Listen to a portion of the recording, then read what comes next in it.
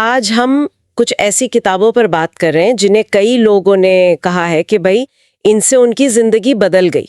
हमारे पास एक लिस्ट है, life changers, the top 100 self help books. और मजे की बात यह है कि ये आइडिया आया वॉरेन बफे से। उन्होंने कहीं जिक्र किया था डेल कार्नेगी की किताब का, how to win friends and influence people, कि कैसे उसने उन पर असर डाला। तो सवाल उठा, कौन सी किताब है जो सच में जीवन बदलती है। हाँ, और ये जो लिस्ट बनी है ना, ये ऑनलाइन लर्निंग और सेल्फ हेल्प वाले जो ग्रुप्स हैं उनके सुझावों से बनी है। मतलब जिन 100 किताबों का नाम सबसे ज्यादा बार आया उन्हें इसमें रखा गया। अच्छा। और एक और बात, इसमें कोई धार्मिक ग्रंथ या नॉवेल्स या कोई टेक्निकल मैनुअल टाइप किताबें नहीं है। सिर्फ वो किताबें जो सीधे सीधे सेल्फ इंप्रूवमेंट, मतलब व्यक्तिगत सुधार पर फोकस करती हैं। तो देखते हैं फिर क्या खास है इन किताबों में। बिल्कुल। तो शुरुआत कहाँ से करें? डेल कार्नेगी से ही करते हैं। How to win friends and influence people, 1936 की किताब है ये। हाँ, सोची कितनी पुरानी है लेकिन आज भी चलती है। ये असल में उनके पब्लिक स्पीकिंग कोर्स पर आधारित थी। अच्छा। और मकसद था कि लोग, खासकर प्रोफेशनल लोग, वो बेहतर तरीके से बात कर सकें, लोगों से जुड़ सकें, और वो भी मतलब ईमानदारी से। हाँ, ये ईमानदारी वाली बात जरूरी है। आजकल भी ये बातें काम आती हैं क्या? बिल्कुल आती हैं।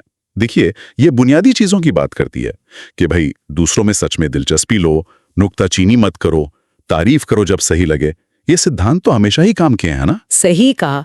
तो कार्नेगी जैसी किताबें हो गई जो प्रैक्टिकल स्किल्स सिखाती हैं। लेकिन कुछ किताबें शायद ज्यादा गहरी बात करती हैं, जीवन के अर्थ वगैरह की। हाँ बिल्कुल, जैसे विक्टर फ्रैंकल की किताब है मैन सर्च फॉर मीनिंग। ओहो हाँ, उनके वो जो नाजी कॉन्सेंट्रेशन कैंप के अनुभव थे, रोंगटे खड़े कर देते हैं। वही। और फ्रैंकल का तर्क ये था कि इंसान की जो सबसे गहरी इच्छा होती है ना, हाँ, वो सिर्फ खुश रहना नहीं है। तो फिर क्या है? वो है अपने जीवन में कोई मतलब, कोई उद्देश्य खोजना। उनका मानना था कि अगर मुश्किल हालात में भी, दुख में भी हम कोई अर्थ ढूंढ लें तो वो हमें टिके रहने की गजब की ताकत देता है।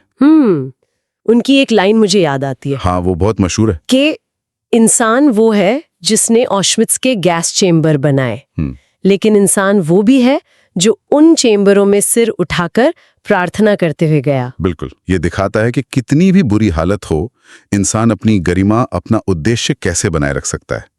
ये सिर्फ मतलब जिंदा रहने से कहीं आगे की बात है। सही है। और देखिए, ये बातें सिर्फ ऐसे बड़े हादसों पर लागू नहीं होती। आज की जो हमारी भागदौड़ वाली जिंदगी है, हाँ, उसमें भी अपनी चुनौतियां हैं। जैसे हर वक्त थका हुआ महसूस करना, एनर्जी ही नहीं बचती। एग्जैक्टली। और यहीं पर फिर दूसरी तरह की किताबें काम आती हैं, जैसे जिम लोहर और टोनी श्वार्ट्ज की the power of full engagement. हाँ, ये मैंने सुना है। उनका तर्क तो ये है कि टाइम मैनेजमेंट नहीं, एनर्जी मैनेजमेंट जरूरी है। पर ये है क्या? मतलब शारीरिक, भावनात्मक, मानसिक, आध्यात्मिक ऊर्जा, ये सब? हाँ बिल्कुल। देखिए, शारीरिक ऊर्जा तो हुई आपकी सेहत, खाना पीना, नींद। ठीक है। भावनात्मक ऊर्जा मतलब आप कितने पॉजिटिव महसूस करते हैं, अपने इमोशंस को कैसे संभालते हैं।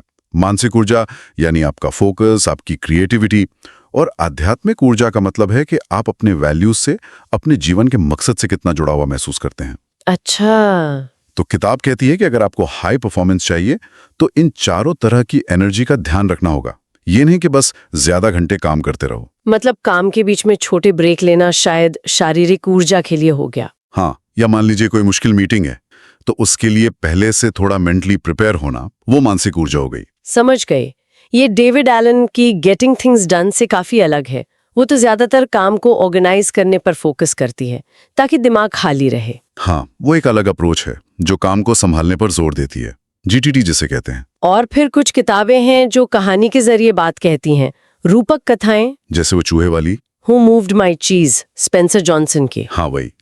भूल भुलैया में पनीर ढूंढते चूहे और छोटे इंसान। कहानी एकदम सिंपल है, लेकिन वो बदलाव को लेकर हमारा जो डर होता है ना, और हमारा जो रवैया होता है, उस पर सोचने को मजबूर करती है। सही में इस लिस्ट में तो वाकई बड़ी वैरायटी है।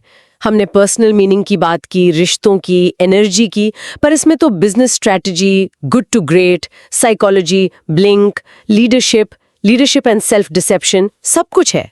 हाँ, और आध्यात्मिकता पर भी है, जैसे द अल्केमिस्ट। कुछ किताबों के नाम भी बड़े मजेदार हैं।